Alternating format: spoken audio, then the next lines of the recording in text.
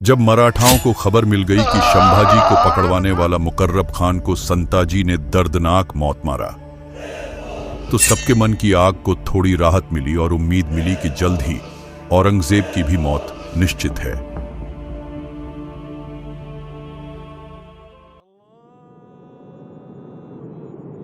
पहले शिवाजी, फिर संभाजी और अब ये संताजी और धनाजी, न जाने अभी कितने और उसके जैसे हैं।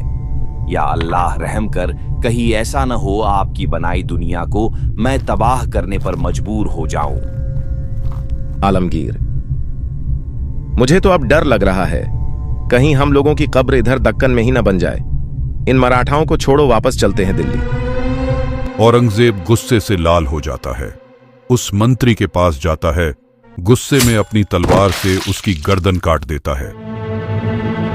उसके बाद गुस्से में औरंग अपने सिपाही को आदेश देता है कि बंधी बने हुए रानी येसुबाई और उसके 12 साल का पुत्र शाहू जी को पेश करे।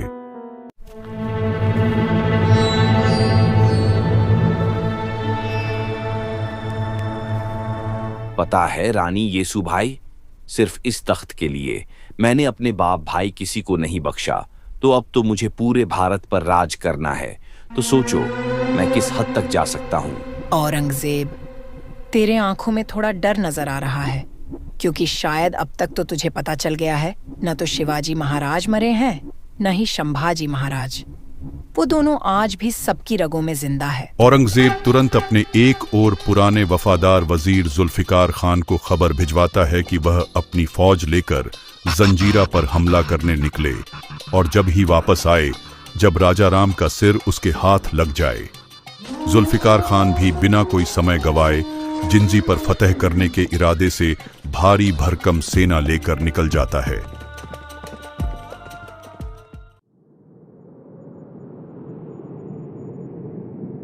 भाभी माँ, दादी और शाहू जी की मुझे चिंता सता रही है। न जाने वह दुष्ट औरंगजेब उनके साथ कैसा व्यवहार कर रहा होगा। कहीं उनको भी उसने... नहीं महाराज, नहीं, अब नहीं।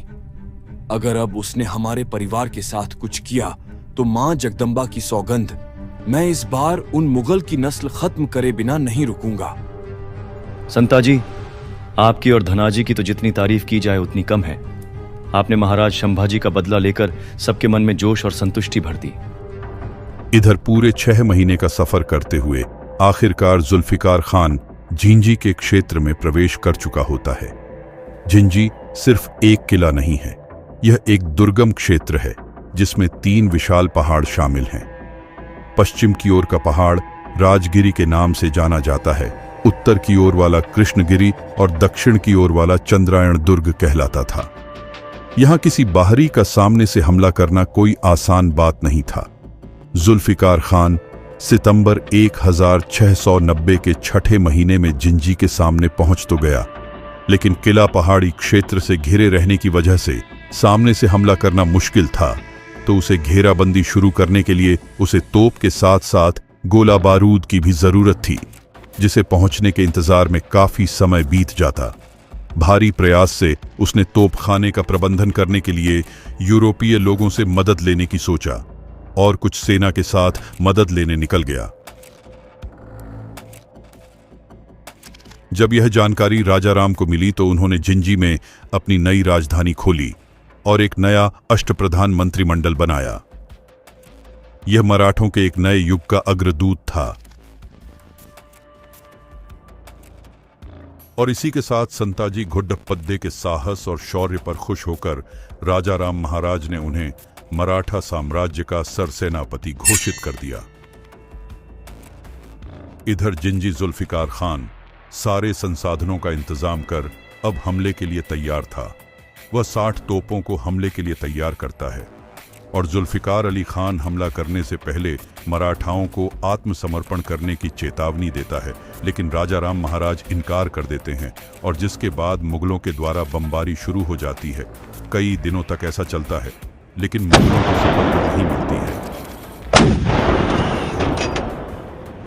झिंझी के बाहर बढ़ते गर्मी के कारण मुगल सेना खड़ी खड़ी बेतहास होने लगी।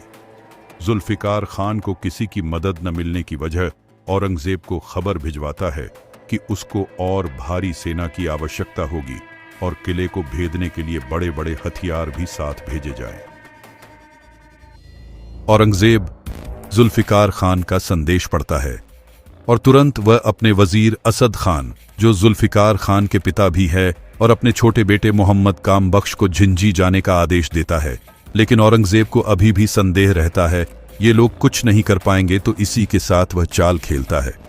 वह 2 मराठी वफादार को बुलाता है और उनसे कहता है, क्या तुम दोनों को राजा बनना है? तो मैं जो कहता हूं वो करो, और जो चाहिए वो मुझसे ले लो। समझ गए आलमगीर। इधर जुल्फिकार के संसाधन कम होते जा रहे थे। वह समझ चुका था यहां मराठाओं से जीतना असंभव है, तो वो कुछ घटते संसाधन की वजह से जींजी को छोड़कर आसपास के क्षेत्र में लूट मार करने निकल जाता है। इन्हीं सब में वर्ष 1691 समाप्त हो जाता है।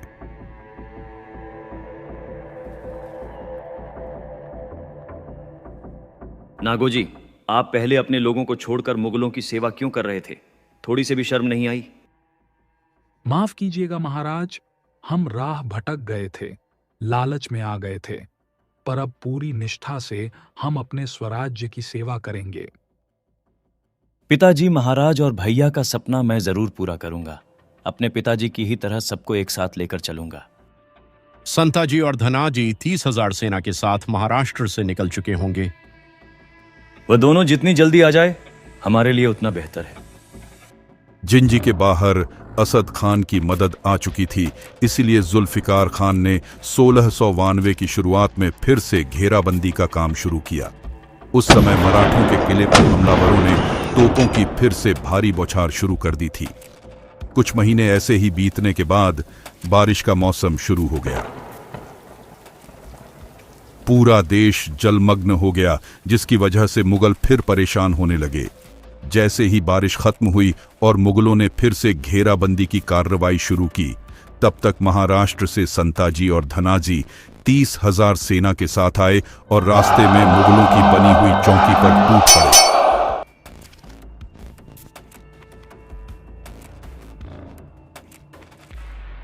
जैसे ही जुल्फिकार खान को पता चला संताजी कांचीपुरम तक पहुंच गए हैं, उन पर हमला करवा दिया।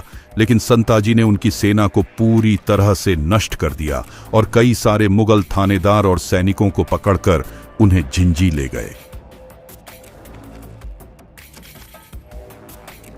अब क्योंकि मराठा सेनाओं ने मुगलों पर बाहर से हमला किया था, तो जुल्फिकार खान पूरी तरह से हार से निराश हो गया था। लेकिन अब वह वापस भी नहीं जा सकता था, क्योंकि औरंगजेब ने उसे साफ कह दिया था, या तो मारकर आना या मरकर।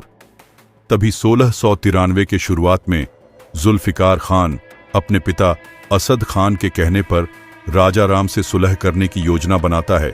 ये सुलह इसीलिए क्योंकि उसके पिता असद खान की योजना दक्षिण में अब समाप्त हो चुके आदिल शाह और कुतुब शाह राज्यों की ही तरह अपने लिए एक क्षेत्र बनाने की थी। क्योंकि उसने सोच लिया थी कि 80 वर्षीय औरंगजेब जल्द ही बुढ़ापे के कारण मर जाएगा, तो दिल्ली की गद्दी के लिए उसके अधीर बेटों द्वारा उन्हें उखाड़ फेंका जाएगा। इस प्रकार मुगल दरबार में उत्तराधिकार की अराजकता उन्हें दक्षिणी क्षेत्र, विशेष रूप से हैदराबाद में गोलकुंडा को अपने कब्जे में लेने का अवसर प्रदान करेगी। इसीलिए जुल्फिकार खान ने जानबूझकर राजा राम को इशारा करते हुए जींजी पर कब्जा करने में देरी और ढिलाई करता जाता। ये बात जब औरंगजेब के बेटे काम बख्श को पता चलता है, तो इसका वो विद्रोह करता है और नतीजा होता है कि खान और काम बख्श दोनों में विवाद हो जाता है। और ये बात आलमगीर को न पता चले, इसीलिए उन दोनों बाप बेटे मिलकर शहजादे को गिरफ्तार करके बंदी बना लेते हैं। इस समय मुगल सेना 2 खेमों में बंट जाती है और मराठा शक्ति को फायदा होता है। जैसे ही महाराज राजा राम को जुल्फिकार की महत्वाकांक्षाओं के बारे में पता चला, तो उन्होंने भी औरंगजेब के खिलाफ गुप्त रूप से खान के साथ मिलकर संभवतः राजनीति, अस्तित्व और भविष्य की सुरक्षा के लिए सांठगांठ कर लिया। और जुल्फिकार खान भी अपनी घेराबंदी हटाकर झिंझी से 30 मील उत्तर में वांडीवाश में एक स्वतंत्र पड़ाव पर रहने लगा जाता है। जब ये बात संताजी को मालूम हुई, तो उन्होंने तब भी यह स्वीकार नहीं किया। उनका एक ही लक्ष्य था, मुगलों की नस्ल ही खत्म कर देना। उन्होंने राजा राम महाराज के बिना आदेश के भी कई सारे मुगल को मार गिराते गए।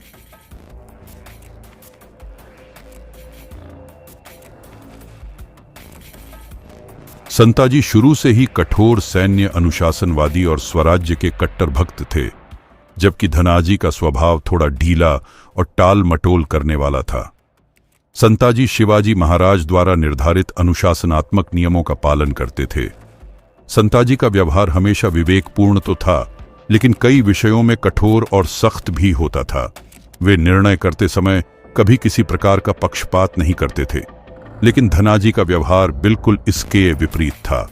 उनके अधीन लोग अनियंत्रित व्यवहार करते थे और वे उन पर कोई नियंत्रण नहीं रखते थे। और इन्हीं बातों का फायदा उठाया औरंगजेब से मिले नागोजी माने ने। नागोजी ने दोनों वीरों के दलों में शामिल होने वाले कई छोटे सरदार को भड़काने का काम चालू कर दिया। सभी मराठा वीर संताजी से नाराज होने लगे और धनजी के प्रति पूरी तरह से आसक्त रहने लगे।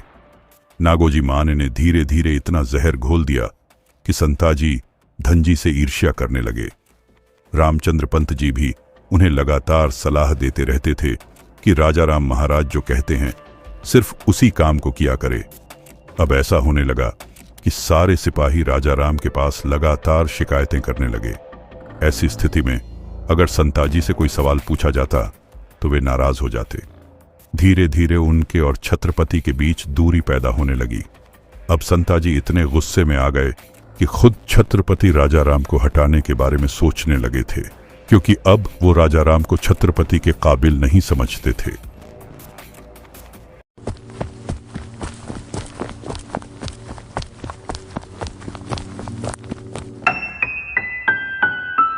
राजा राम धीरे से पत्र खोलते हैं। जैसे जैसे वे पढ़ते हैं उनका चेहरा गंभीर होता जाता है। हाथों में पत्र कांप उठता है।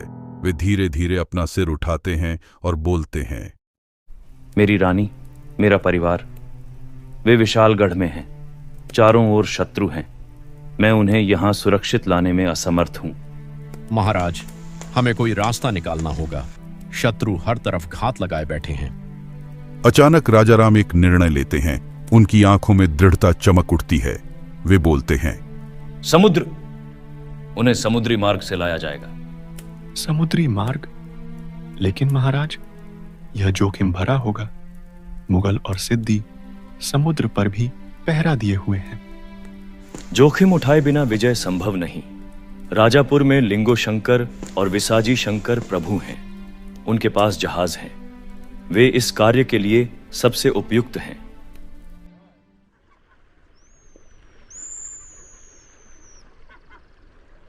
साहूकार लिंगो जी, यह पत्र जींजी से आया है।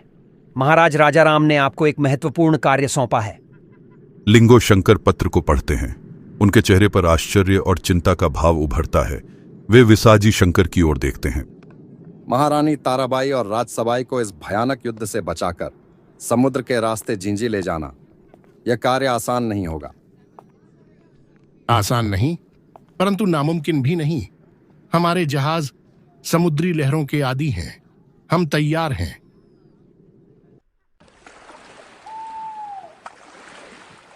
रात का अंधेरा में विशालगढ़ के गुप्त घाट पर महारानी ताराबाई और राजसबाई मराठा सैनिकों के साथ छिपकर खड़ी हैं। उनके चेहरे पर चिंता के भाव हैं। दूर से मशालों की रोशनी दिखाई दे रही है। पास के किले पर मुगल टुकड़ियां किले की तलहटी में गश्त कर रही हैं। महारानी, हमें जल्दी करनी होगी। मुगलों को भनक लगने से पहले हमें घाट छोड़ना होगा। ताराबाई पीछे मुड़कर किले को देखती हैं। उनकी आंखों में वीरता की चमक है। वे गहरी सांस लेती हैं और आगे बढ़ती हैं। सभी लोग धीरे धीरे घाट की ओर बढ़ते हैं और गुप्त मार्ग से निकलते हैं। जैसे ही वे कोंकण के जंगलों में प्रवेश करते हैं, पीछे मुगलों की आवाजें सुनाई देने लगती हैं।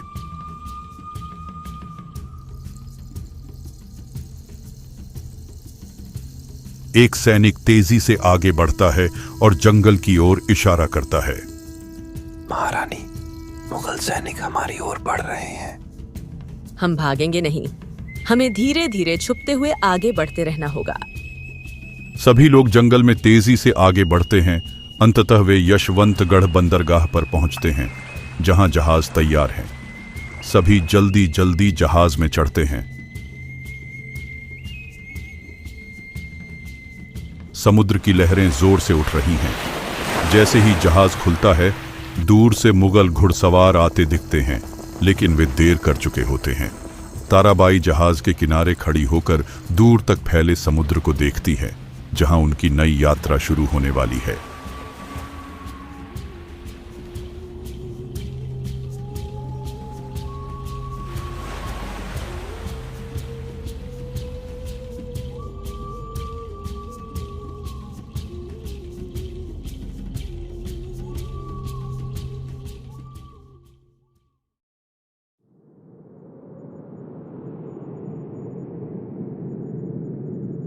यह यात्रा कठिन थी, लेकिन हमें अभी भी जींजी तक पहुंचना है। आगे का मार्ग भूस्थल से तय करना होगा महारानी। हम पूरी सावधानी रखेंगे। ताराबाई और उनकी टोली जंगलों से होते हुए आगे बढ़ती है। अंततः कई महीनों की कठिन यात्रा के बाद 1694 के अंत में ताराबाई और राजसबाई सुरक्षित रूप से जींजी पहुंचती हैं। जब वे जींजी के द्वार पर पहुंचती हैं, तो राजा राम महाराज अपनी आंखों में खुशी और गर्व लिए उनका स्वागत करते हैं। तुमने असंभव को संभव कर दिखाया, ताराबाई। जब तक स्वराज्य की ज्योत जल रही है, तब तक कोई बाधा हमें रोक नहीं सकती। कासिम खान और हिम्मत खान को और उसकी भारी मुगल सेना को आप दोनों ने हमेशा की तरह वीरता से हराया। इसके लिए हम खुश हैं, लेकिन आगे अब कोई युद्ध न करे, कुछ दिन शांत हो जाए। नहीं महाराज, मत भूलिए, शिवाजी महाराज और शंभाजी महाराज के उन बलिदानों को हम उसे व्यर्थ नहीं जाने दे सकते। लेकिन संताजी, इन युद्धों में हमारी सेना भी तो कम होती जा रही है। काफी लोग वीरगति को प्राप्त होते जा रहे हैं। धनाजी, आप हमें अकेले में मिलिए, आपसे हमें जरूरी बात करना है। यहां पर संताजी को बुरा लग जाता है, क्योंकि महाराज उनसे ज्यादा धनाजी को महत्व दे रहे थे। कुछ महीने बाद संताजी बाहर से दौरा करते हुए आ रहे थे। तभी उन्होंने महाराज राजा राम को जुल्फिकार खान के खेमे में जाते हुए देख लिया।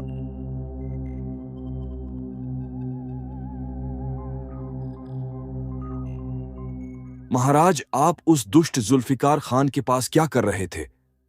तो अब मैं समझा, इसीलिए आप बार बार मुझे उनके खिलाफ युद्ध करने से रोक रहे थे।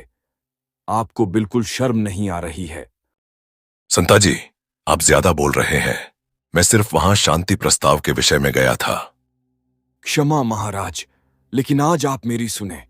आप सब भले मेरा साथ दे या न दे, मैं अकेले उन मुगलों को खत्म कर दूंगा।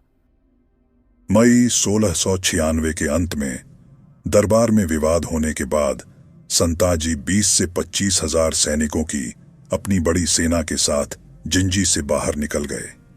महाराज राजाराम को चिंता सताने लगी कि गुस्से में गए सेनापति के साथ इतनी बड़ी सेना अनुचित युद्ध में वीरगति को न प्राप्त हो जाए। सबसे पहले उन्होंने शीघ्र ही घोषित किया कि अब से धनाजी जाधव उच्च सेनापति हैं। उन्हें रोकने के लिए वह खुद और धनाजी जाधव, अमृतराव निम्बालकर, हनुमंतराव घोरपड़े आदि मराठा सरदारों के साथ जिंजी से बाहर निकल आए और संताजी का पीछा करने लगे। पीछा करते करते वे लोग 9 जून 1696 में कांची शहर में संताजी और उनके सेना के समक्ष खड़े हो गए। बहुत समझाने पर भी संताजी अपनी बात पर अड़े रहे और युद्ध उनके बीच युद्ध चालू हो गया। इस युद्ध में नागोजी माने के साले अमृतराव निम्बालकर धनाजी की ओर से लड़ते हुए हाथी के पैरों द्वारा कुचलकर गलती से मारे गए। इस घटना के बाद राजाराम महाराज और बचे हुए लोग वापस चले गए और धनाजी और उनके साथ नागोजी माने कुछ दिन के लिए महाराष्ट्र चले गए। और उसी दिन इधर जिंजी में महारानी ताराबाई ने एक पुत्र को जन्म दिया, जिसका नाम शिवाजी द्वितीय रखा गया। आइवरकुटी में आपसी युद्ध के बाद भी संताजी ने कर्नाटक में जुल्फिकार खान के साथ कई लड़ाइयां लड़ी, लेकिन आखिरकार जब उनकी सेना कम होने लगी और कोई दूसरा विकल्प नहीं बचा, तो उन्होंने भी महाराष्ट्र लौटने का फैसला किया। उक्त लड़ाई के 1 साल बाद तक संताजी हर जगह घूमते रहे। मार्च 1697 में राजाराम ने संताजी को वापस बुलाने के लिए धनाजी तक संदेश पहुंचवाया। खबर मिलते ही धनाजी उनका पीछा करने लगे। इस तरह संताजी आगे और धनाजी उनका पीछा करते हुए बीजापुर के आसपास पहुंच गए। अचानक संताजी को भनक लग जाती है, धनाजी उनको पकड़ने के लिए उनका पीछा कर रहे हैं, तो संताजी वहां से भाग निकलते हैं। तुरंत धनाजी के सरदार सरलश्कर हनुमंतराव निंबालकर, जो नागोजी के साले हैं, वे पीछा करने के लिए संताजी के पीछे दौड़े। दहीगांव के पास हनुमंतराव ने संताजी पर हमला कर दिया। इस समय संताजी के अधिकतर लोग उन्हें छोड़कर जा चुके थे। इस स्थिति में वह 10-12 सैनिकों के साथ महासवड़ के पास पहुंचे। दुर्भाग्य से संताजी इस गांव के पहले से ही दुश्मन बन चुके थे, क्योंकि उनके वजह से ही अमृतराव निंबालकर की मृत्यु हुई थी और यहीं पर उनकी बहन राधाबाई थी, जो नागोजी माने की पत्नी भी थी। संताजी के पहुंचते ही नागोजी ने एक चाल चला। संताजी को नागोजी ने अपने घर में शरण दी और उसी वक्त उनकी पत्नी अपने भाई के बदले के लिए अपने पति नागोजी और दूसरे भाई हनुमंतराव निंबालकर से संताजी को जिंदा न जाने देने का आग्रह किया। लेकिन जैसे ही संताजी को शक होता है, वह वहां से भाग जाते हैं और करखेल क्षेत्र के पास घने जंगल में छुप जाते हैं। संताजी लगातार भागते भागते अब थक चुके हैं। वह थके अपनी जान बचाने के लिए नहीं, वह अपने लोगों से धोखा खा खा कर थक चुके थे। अब विश्राम करने के बाद संताजी पास के महादेव मंदिर के झरने में स्नान करने का विचार किया। संताजी शांति से नहाने लगे।